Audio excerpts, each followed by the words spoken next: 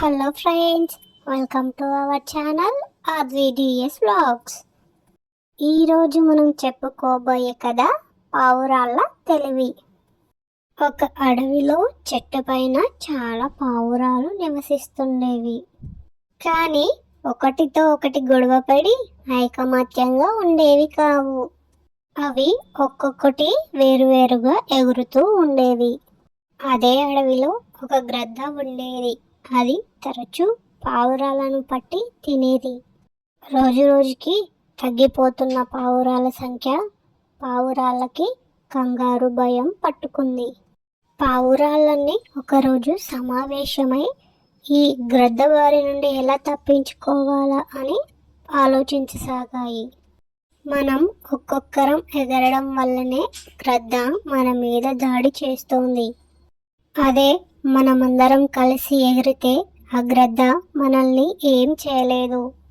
కాబట్టి ఇప్పటి నుండి మనమందరం కలిసి ఉందాం అంది ఒక పావురం.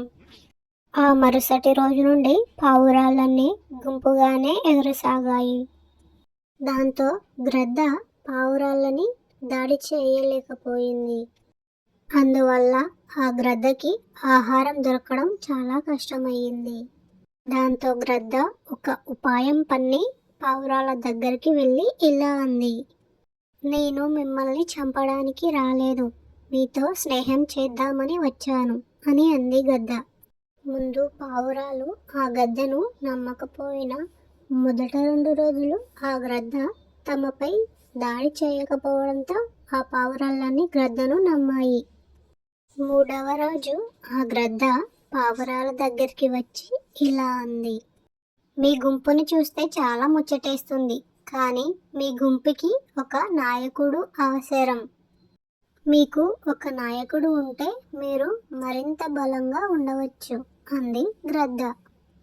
పావురాలకు వాటిలో ఎవరు నాయకుడుగా ఉండాలో అర్థం కాలేదు.